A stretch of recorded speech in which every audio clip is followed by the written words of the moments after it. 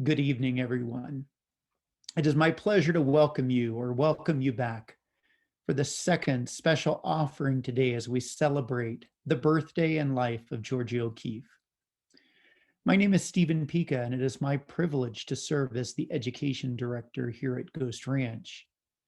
Ghost Ranch is an education and retreat center, and we are a nonprofit owned by the Presbyterian Church.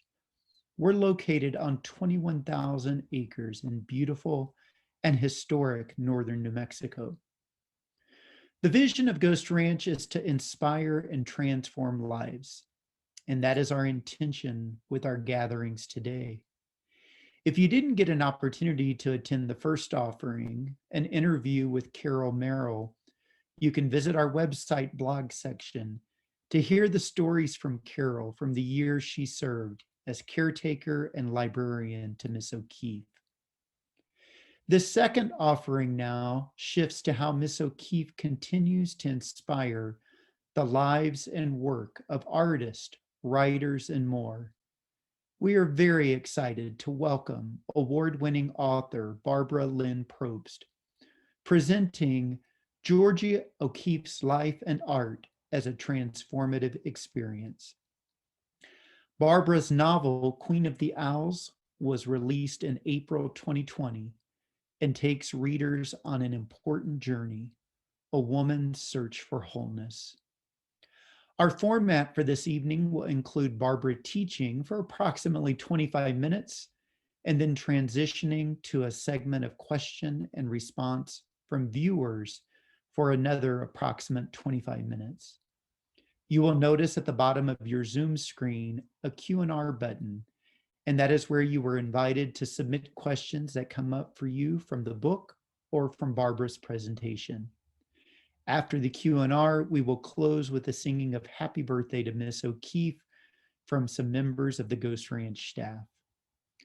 Barbara wanted to remind all of you attending today that proceeds from books purchased today, as well as donations, will go towards Ghost Ranch, as well as the Pueblo of Abiquiu Library and Cultural Center, honoring the legacy of Miss O'Keeffe's support to the local community. So it is my privilege now to bring forth author Barbara Linn Probst. Well, I'm just honored and delighted to be here to be part of this. And, you know, we just heard about Miss O'Keeffe's past from somebody who was actually there. So I would like to now take that and continue it into the present and offer for you an example of how her influence continues up until this day. So my hope is to take you on a kind of behind the scenes journey and show you a bit about how O'Keeffe's life and art influenced my own creative work. So I've prepared some slides that will illustrate her journey, my journey, rather, sorry. And then we can continue our conversation after that in the Q&A. So as you see in the title slide here, the word transformative is really key for me because as a writer, what I do is I take my raw material, which consists of the experiences I've had in my life as a human being, the ideas in my mind, what I've learned, my imagination. I take all these elements and I have to cook them into a novel. But like many good meals, if you want to cook the raw ingredients into something digestible, you need fire.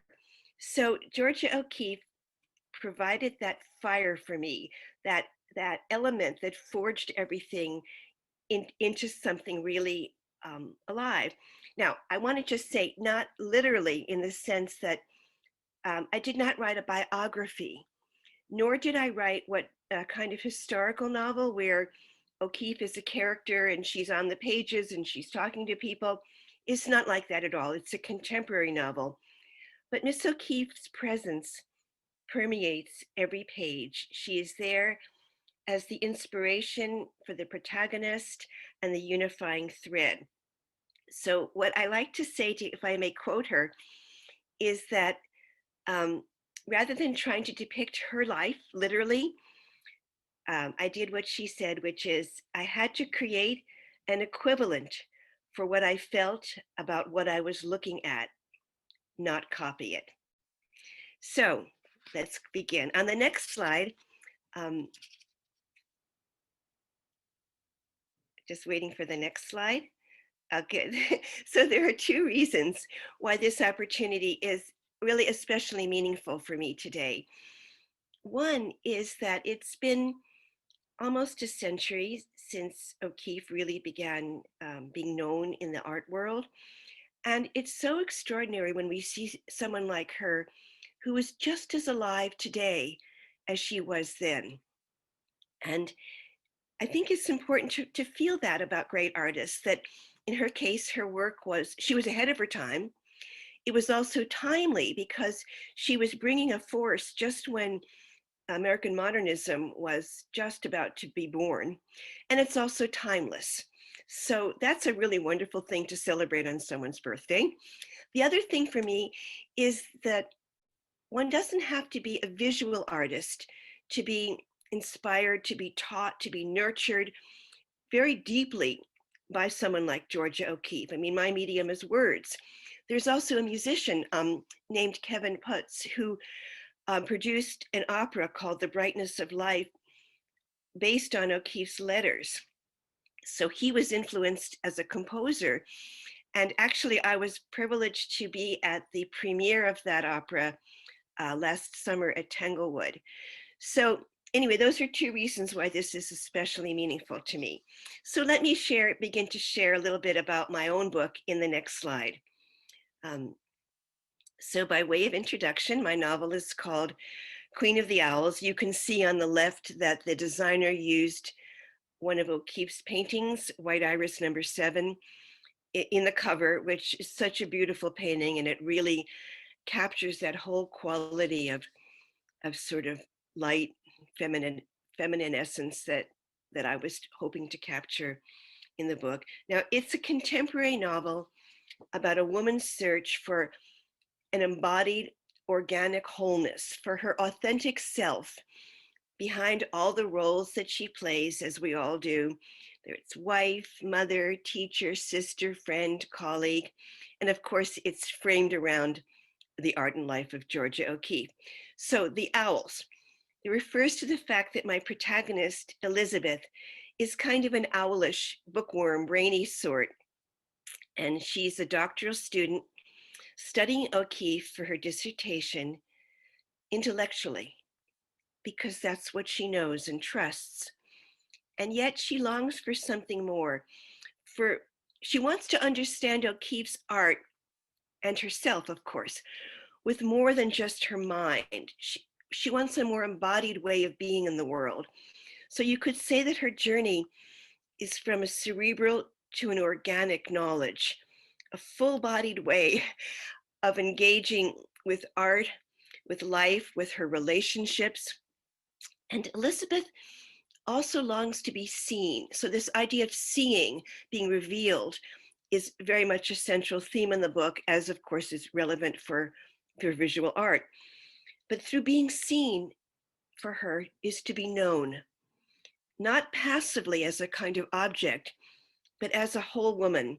And of course, to be seen means that she has to see herself, which means she has to accept herself, all of herself, not just her brain, but her neglected sensuality as well. So the premise of the story is that by exploring and embracing whatever parts of oneself, of myself, of yourself, that you've neglected, avoided, denied, not nurtured, it's through that one can find the path to wholeness. And as O'Keeffe herself wrote, I feel there is something unexplored about woman that only a woman can explore.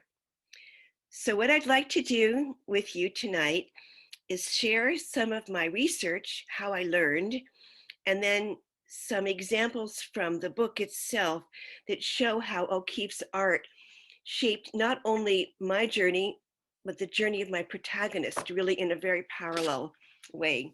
So on the next slide, talk for a minute about the source of the book, because everyone always wants to know, like, where did this story come from? Why did you write it? And, I think every book has many sources that converge. And if you're lucky, they converge at the moment when you're ready to bring forth that work. So I'll just talk about two of them that are especially pertinent for us tonight. One you see on the left of the screen is O'Keeffe's painting Black Iris, and that's a picture of me with it, which I'll tell you about in a moment. But initially, I had only seen Black Iris in reproductions in books, but it nonetheless affected me very strongly. So in the very first quote unquote novel that I tried to write, which fortunately will not see the light of day, it was my learning project, but there was a scene in it where the protagonist was deeply affected by seeing this painting in a museum. And that scene stayed with me, and it really haunted me, so that even when I threw that manuscript away, that particular scene kind of lived on in my subconscious, waiting for the time when it would be needed, one could say. And it wasn't until many years later that I arranged the viewing that you're seeing in that picture, where actually this was amazing because the painting is not on public view right now. So I was really fortunate to have a private viewing of just me and this painting alone in a little room for 15 minutes. And it was quite extraordinary, and it fulfilled the promise that I had put into the voice of this discarded character. Anyway, on the right is Red Poppy, probably one of O'Keeffe's most well-known flower paintings. And that story is a bit more personal, but to tell it to you quickly, when I was separating from my then husband, he took, with my blessing, the big flat screen TV that was on the wall above the fireplace. And so I now had this empty space that I wanted to fill with something that would represent who I wanted to be now, the woman that I felt I really was and could be and hadn't been able to be in that relationship. So I went to some art poster store and I found this immediately. And I said, I have to have it. This is it. And I sort of knew it was O'Keeffe. I hadn't really learned much about her at that point. Had it framed, put it up. And fast forward 10 years, when I was giving my very first author interview for Queen of the Owls, I happened to be sitting in front of that poster on my wall. And it suddenly came together. And I realized that the source of this story was what that painting had meant for me as a woman 10 years earlier. And again, I didn't realize it consciously, but it had very much been in me, really doing its work until I was ready to own it and embrace it. So I think it's often like that in writing, that there are these deep influences. So Miss O'Keeffe was with me long ago. So moving on to the next slide, about Elizabeth, the protagonist. So she yearns for what I'm calling an integrated or embodied wholeness. She sees in O'Keeffe this wholeness of the two sides that she seeks. And on the one hand, as I've tried to show on the left, she sees Georgia O'Keeffe as the icon of a sort of austere independence, someone who kept her name when it just was not done, who defined herself by her work, who felt quite free to dress in androgynous clothing. And we see that O'Keeffe in her paintings of bones and skulls.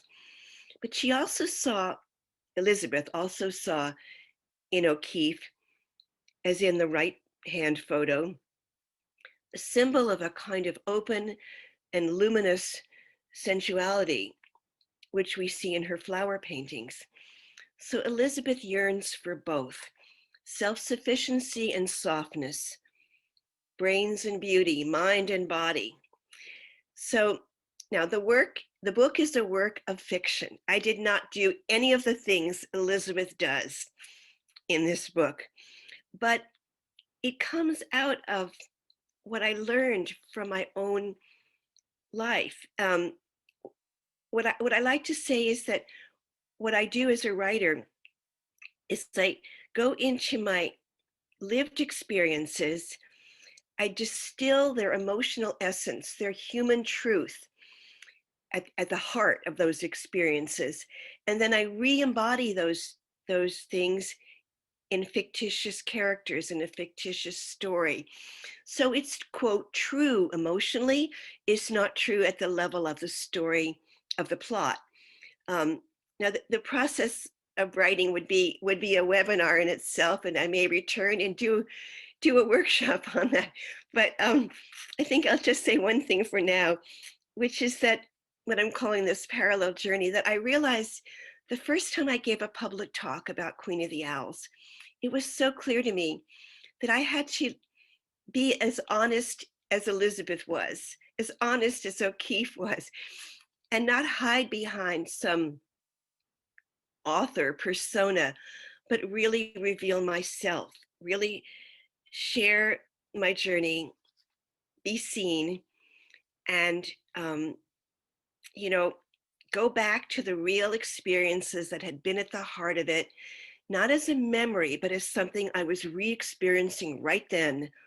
So it was a vulnerable but very powerful and liberating process for me, both writing the book and bringing it to the world, talking about it publicly.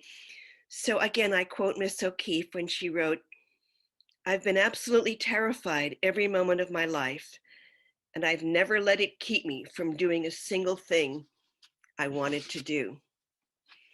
So on the next slide, I'll share a bit with you some of the things I did to learn about her, because I really did not know. I was not an art historian.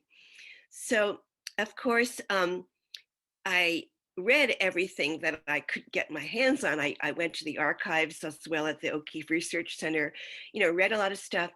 I also, of course, had to see the paintings for myself. And I might add that it wasn't sequential, where first I did my research and then I sat down to write a book. I had the idea of the story, but I was guided into what it needed to be while I was doing my research. It was very simultaneous. The more I learned about O'Keeffe's life and art, the more it told me how my story needed to unfold. It was quite extraordinary. So anyway, here's a picture several of her paintings. I was very lucky. There were a number of special exhibits at the time I was doing my research that I was able to go to. And of course, the very famous Jimson weed on the far left, which sold in 2014 for $44.4 million, the highest price ever paid for a painting by a female artist. Quite ironic, because Miss O'Keeffe refused to be called a female artist. We don't call Monet a male artist, but indeed she does hold the record for the highest price ever paid for a work of art by a woman. So and these are just some of the many paintings that I was able to see in person. Quite amazing. And then of course in the next slide you'll see that I also went to see some of the real places. The one with the plaque on the left is at Sun Prairie, where O'Keeffe was born and grew up. And a special thanks to Joe Chase, if you're watching. Joe gave me a tour of Sun Prairie and her grandparents' home, from the street, and it was quite wonderful.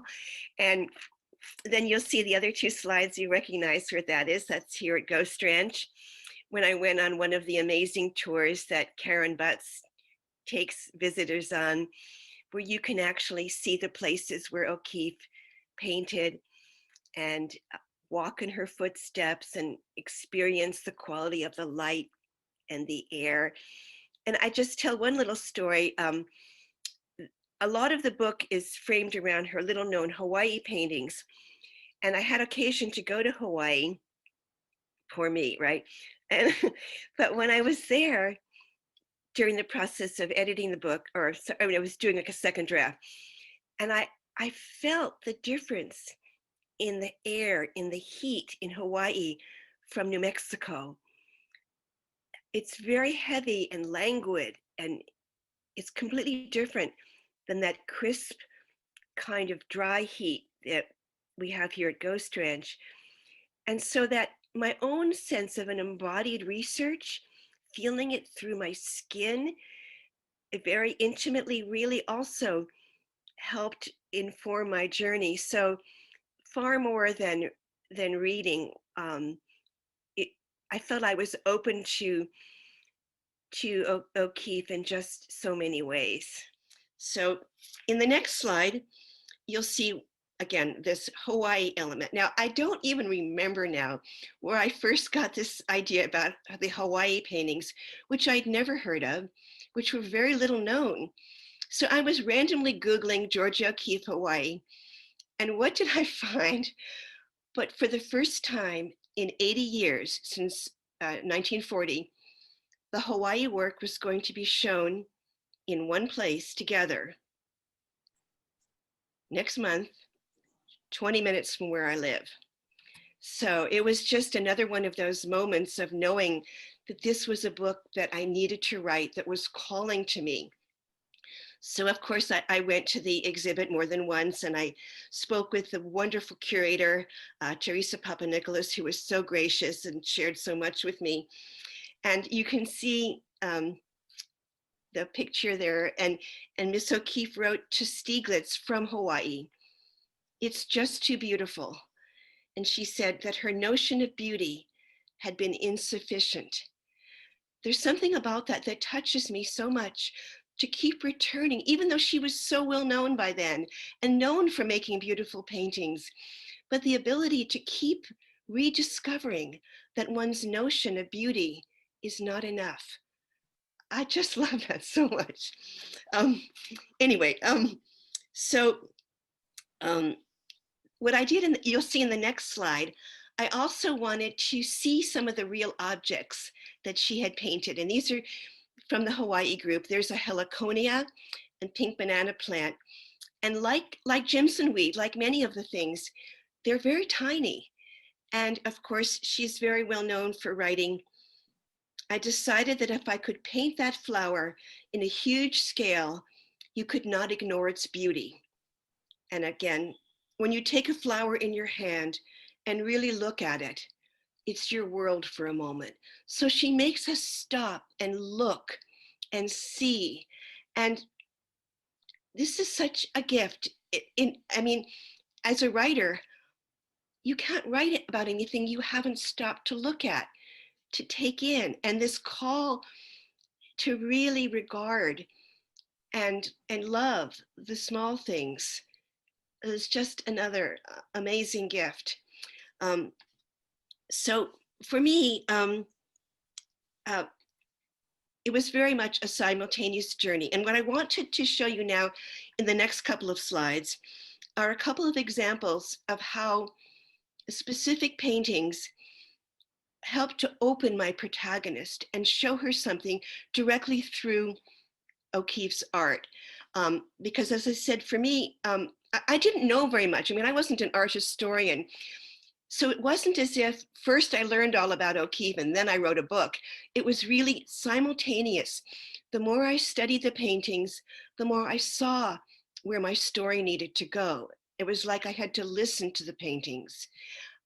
So I'm going to share with you a couple of examples. So you'll see the two hibiscus paintings, which were part of the Hawaii group. The one on the left, Hibiscus with Plumeria, became the symbol for that exhibit and also was the cover of the catalog. But there's another hibiscus, the one on the right, that was not part of the exhibit. And in fact, no one could track it down because it went from one private collection to another. It has not been shown publicly to my knowledge. And so when I learned about this painting, and I spoke to the director of the O'Keeffe Museum, Cody Hartley, who told me quite a lot, verified, he helped to verify some of my hunches. Everyone was so generous, really. Anyway, and so when Elizabeth studies these two paintings, it begins to open something in her. And I'd like to read you a quote, an excerpt from the book. I'll do that 2 or 3 times. So, the other hibiscus, Elizabeth thought. This one was entirely different, soft and dreamlike, the gentle rippling edges of the flowers flowing into each other like clouds against a glint of turquoise sky. The same yellow and pink in the two paintings, the same subject, yet utterly unalike. The carefully defined shapes in the first, the sunlit blur of the second. Georgia had portrayed the flower both ways. Hibiscus with plumeria was a painting to admire from the outside. Hibiscus drew you close, asked you to soften and yield. So this is the budding opening for Elizabeth, calling her to what she needs to do. In another example, in the next slide, again, the paintings are guiding Elizabeth on her journey. And these are 3 more, again, from the Hawaii group. And you can see really in each one, the viewer is drawn inside. So the first beat early in the book, within the first few pages, when Elizabeth is looking at one of the paintings of the Iao Valley, which is the center one. O'Keeffe, in fact, did 4 versions of this, a waterfall. And she thinks, or I write, the plush descending contours folding into the center. Georgia had plunged the viewer right into the valley itself. There were no edges, no perch where you could stand and observe. You had to enter, participate. So again, it's a call. She needs to enter her own life. So this is blooming for her slowly as she engages more with the paintings. And I'll read, again, a very similar excerpt with A Cup of Silver Ginger, which is the one on the right. The white petals tinged with lime seemed to bulge outward, begging her to fit her palm over the white mound, press her thumb into the dense green swirls, trace the frayed edges of the petals. She could almost feel the soft, mysterious mass of palest orange, like cotton or smoke. She wanted to crawl inside and lie down. And then she understood. The understanding had begun earlier, but now it opened wide, revealing itself to her stunned comprehension. So again, this slow unfolding through opening to the art helps her open to her own heart and the missing parts of herself. And finally, in the next slide, taking us to the doorway, which is a very powerful image because as one enters an empty space, it means yielding to something unknown, something one does not yet know, to give up the illusion of control, to take a risk. And yes, as a writer, I don't outline my whole book and then just fill in the blanks. I discover it. So I had to open just like this into something unknown and step into that void, both personally and as a writer. So a quote from the book here. Oh, and by the way, when after Hawaii is when O'Keeffe came back and bought her first house at Ghost Ranch. She settled in New Mexico after that transformative, pivotal time in Hawaii, which was only 9 weeks, but it was at a central point in her life that she really needed a way to go on, to know what she needed next. So she didn't settle in Hawaii. Hawaii did something for her and allowed her to find where she belonged and was going to spend the rest of her life. So I write, after Hawaii, Georgia had turned from the lushness of living forms to the beauty of the void, a pelvic bone opening to an azure sky, a doorway, a window. None of it was an accident because everything Georgia did was intentional. Only the doorway, the passage, that was all she cared about. Whether it was a flower, a pelvis, a fissure in the hills, it was the same gesture. Enter, participate. So that was the gift that I received through letting O'Keeffe guide me on my journey. So in conclusion, in the next slide, I want to share a few things with you. That writing really is a journey. It's part of it is in writing it, and a part of the journey is in sharing it with others. And as I've said, I accompanied my protagonist on this journey. So I want to end with another brief excerpt here. O'Keeffe never painted in Hawaii again, just those 9 weeks. She went forward to a new stage of her work, settling, of course, in New Mexico. She wrote, "Making your unknown known is the most important thing, and keeping that unknown always beyond you." As soon as the artist rendered her vision in a knowable form, it was finished, replaced at once by a new unknown, a field in movement, always changing. Those were my words there, sorry. So that's where I am, a field in movement, always wishing to find the next unknown, but not alone. It's really through community. And that's what one of the gifts of Ghost Ranch, that even virtually, we're brought together as a community. And that's just the beauty of tonight for me. So I end this slideshow, and I look forward to talking with all of you further. So.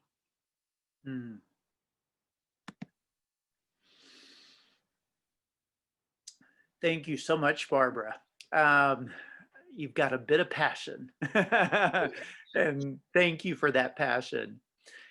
So we have a few questions that are coming in, and I invite the listeners and viewers to continue sending those, and we'll see how much time we have how many to get through.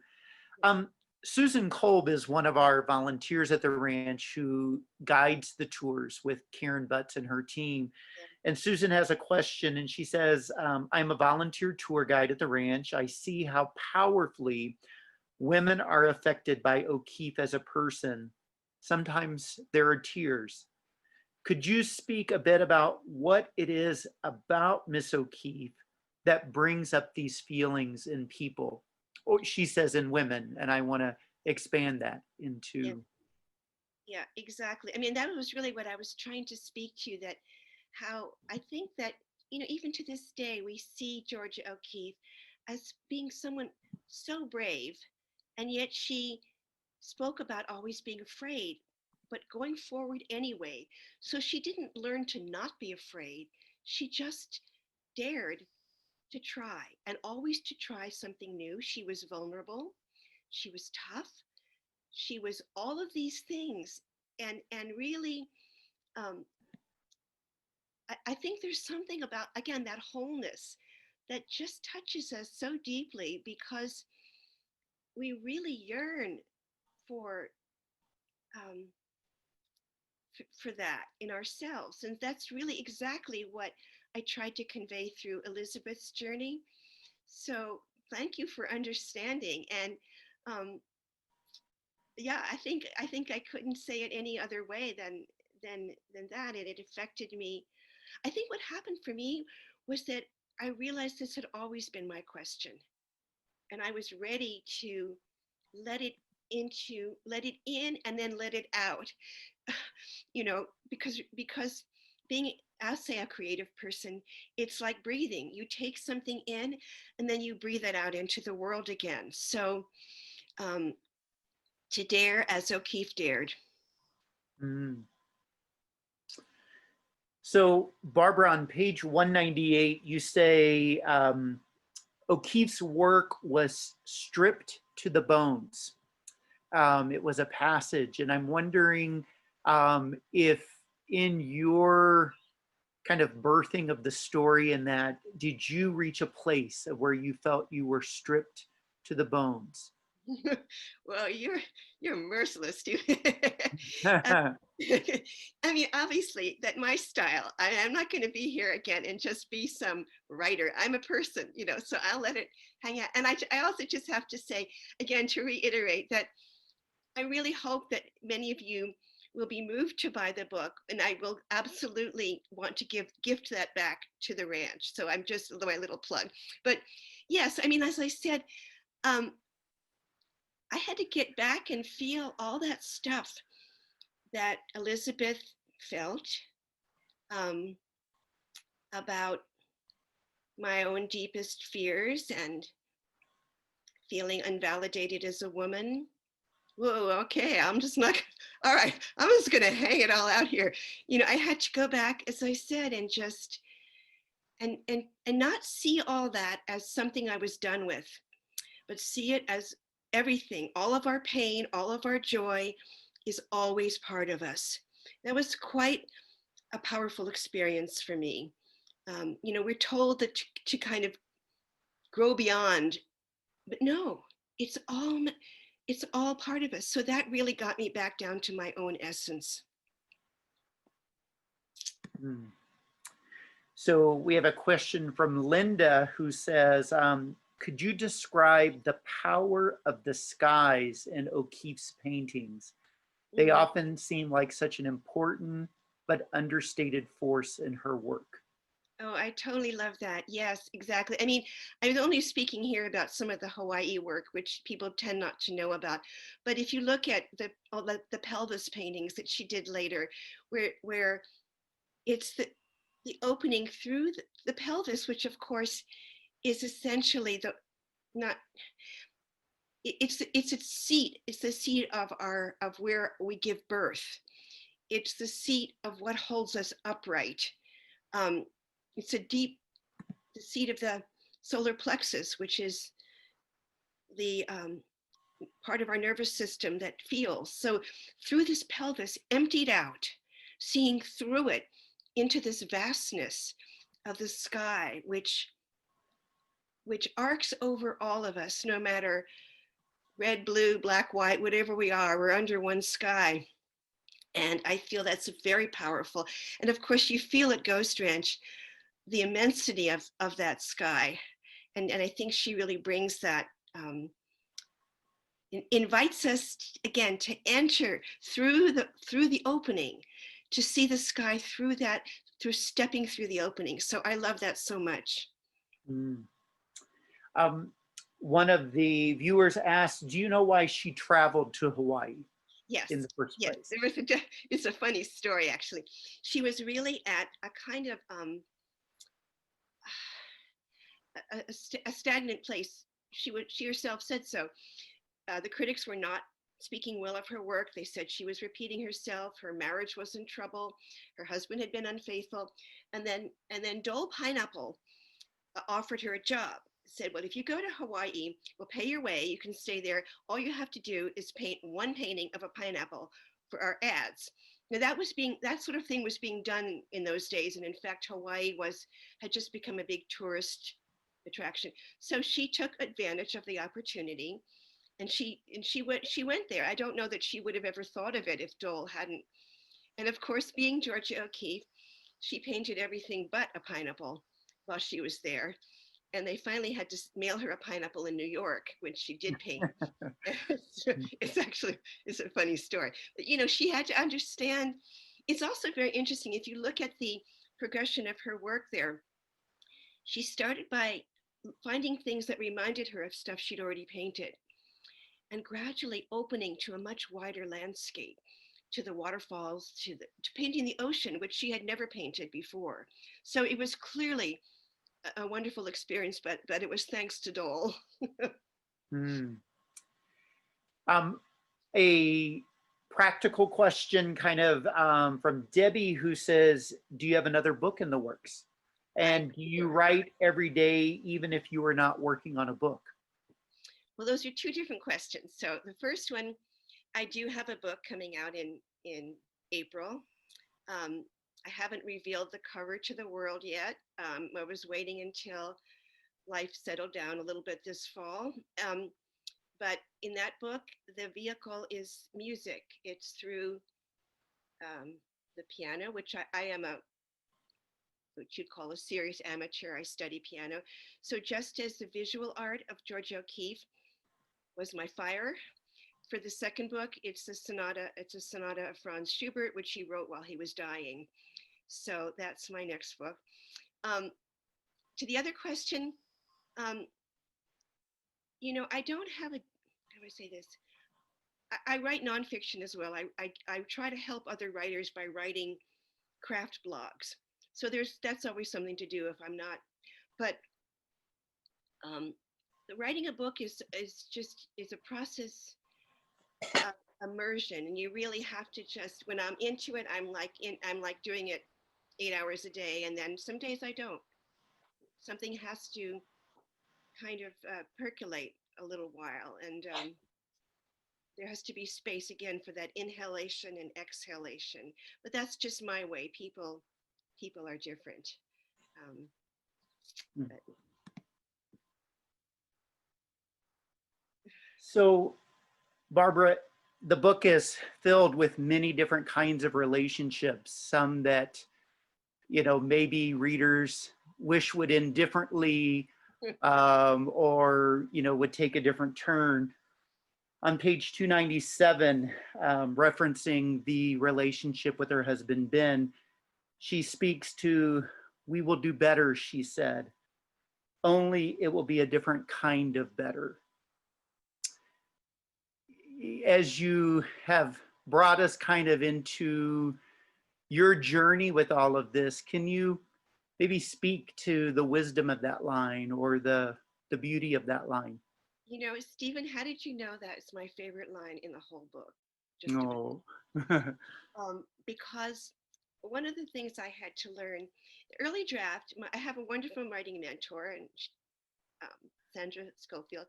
In the early draft, she got mad at me and she said, "Why do you have to make the husband such a jerk? Why can't he be a good guy who's trying his best in his own limited way?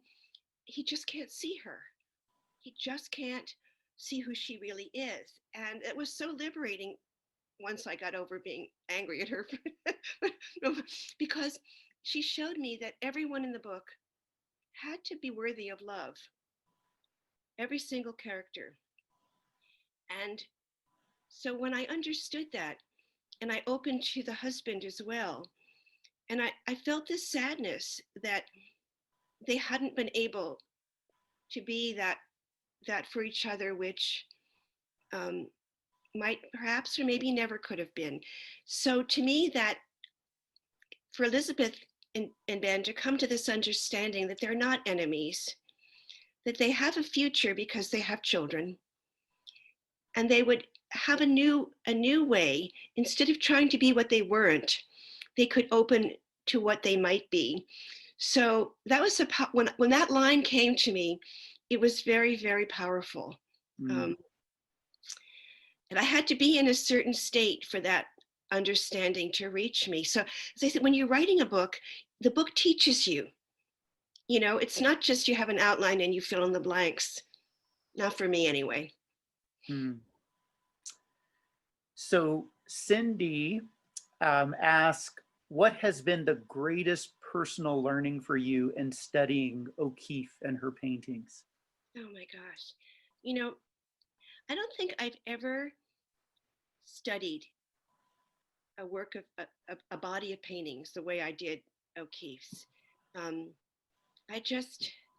They spoke to me so much. I mean, I happen to really love many of the flower paintings. I just think they're extraordinary. And the abstract paintings, so many different ways that she painted.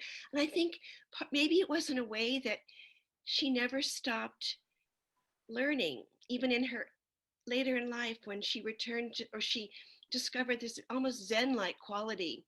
Road to the Ranch, some of those later works, just such a profound message of there's another unknown, and it might be by finding the essence, which is what I think she did in the latter works. I can't even remember the question anymore, but I I did study the paintings very deeply. And I have to say one other thing.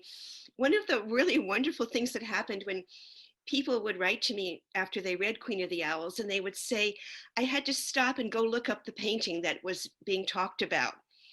And that was really cool. That was a really special thing. So Renata asked, do you feel more parallels in your life with Miss O'Keeffe since you started referencing her in your writing? That's interesting. Again, it was a kind of discovery. There were places where I felt like, yeah, well, for example, I resonated with her. You know, she was like the very first feminist. You know, she was, when she was writing, was at the time when women were just getting, starting to paint, when women had just gotten the right to vote. So feminism and modernism were arising at the same time, and she was known as the mother of modern, the mother of modernism. And yet, she refused to become the poster child for either wave of feminism. She didn't want to be pigeonholed. She just wanted to be herself. And so I'm kind of like that. And I've recreated myself many times. And that resonated with me very much.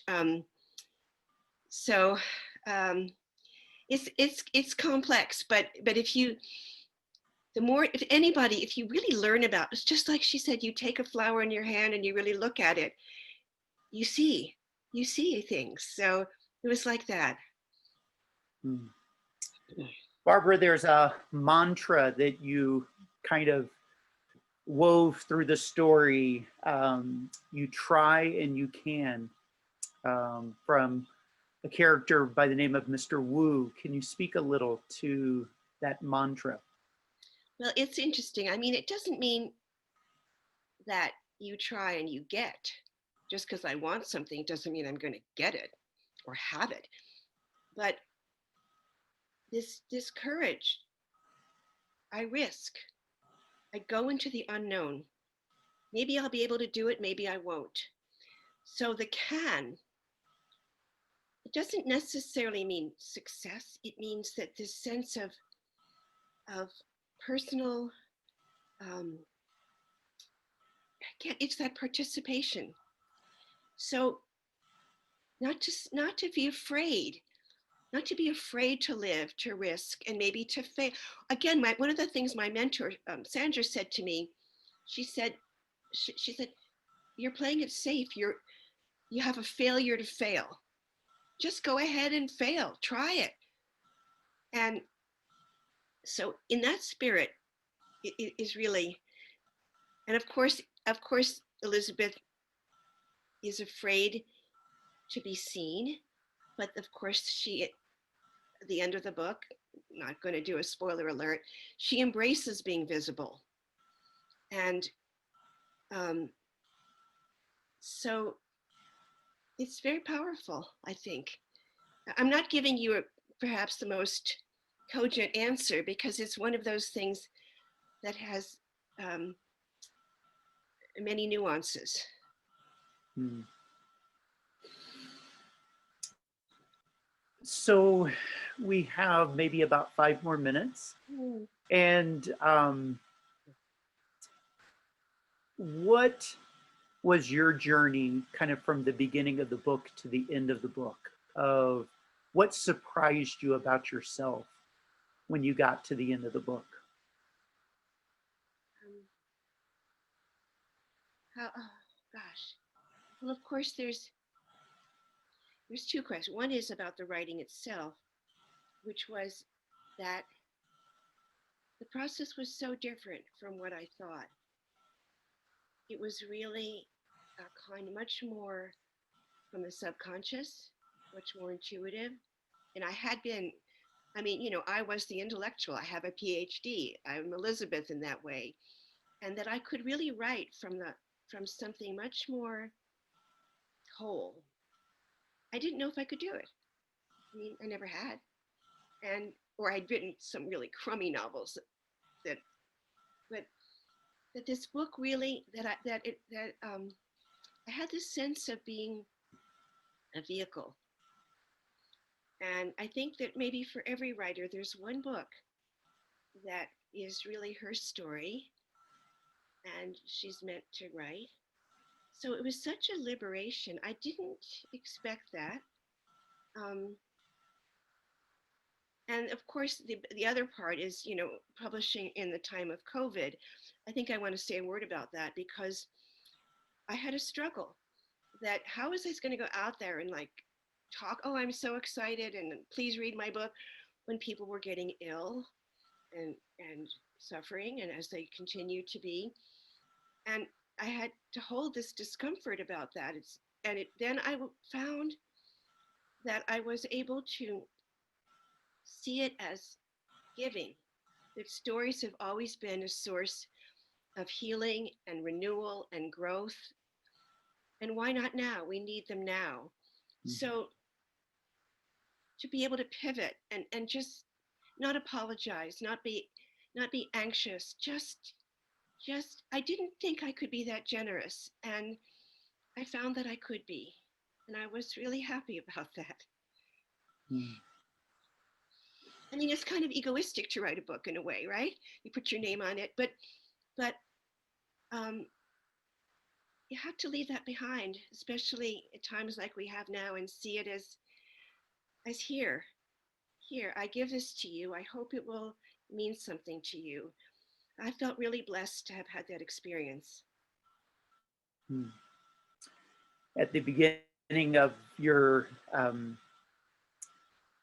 presentation, you spoke about that there were a few men who read it, and I hope there will be other men who read it as well. It was really a gift, Barbara, to hear the voice of Rebecca, to hear the other women, to see the men, both in their limited capacity and in their expanded, and as all of us. And I'm going to go actually to the one line that I'd like to kind of close with, but on page 300, where you say, but we're more than that. Each of us is more than that.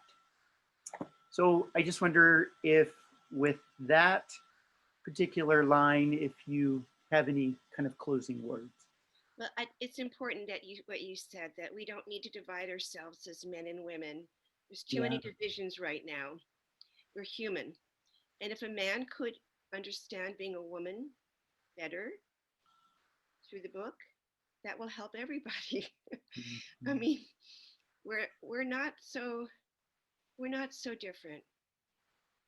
And that's, I mean, my wish now more than ever is that what we have in common feels more important than the ways in which we differ.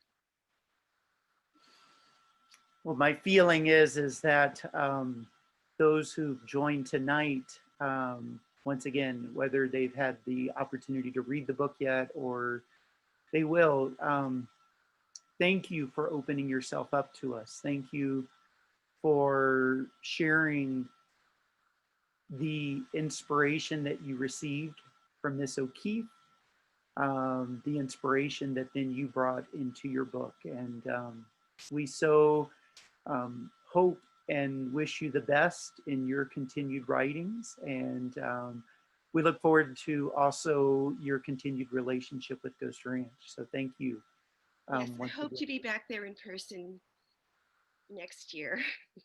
Yeah.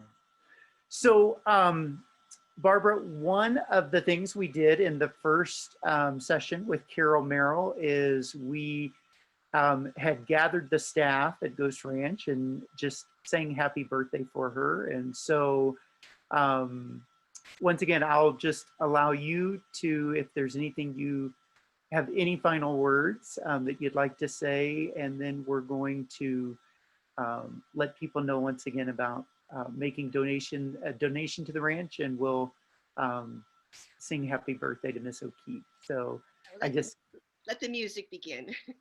yeah. So thank you again. And for those who have joined this evening, this has been a free event, and the generosity of Barbara and Carol both to just share this evening on this wonderful occasion. And so if you would like to make a donation to the ranch, we're always most grateful. And in this particular series honoring the legacy of Miss O'Keefe, proceeds will be shared with the Pueblo de Abiquiu Library and Cultural Center, because Miss O'Keefe really had a strong belief in supporting the community. So we thank everyone this evening. We encourage you to stay strong in these times, and as Barbara has shared with us, to find that beauty, that voice within yourself, and to bring that forward. So thank you.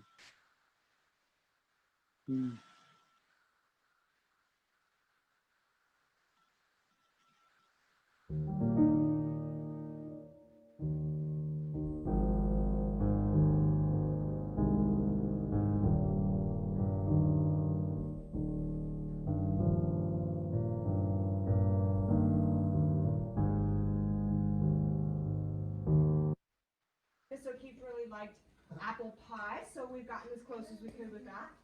And you guys ready? La la la la la. We're gonna start low. Ready? Happy birthday to you. Happy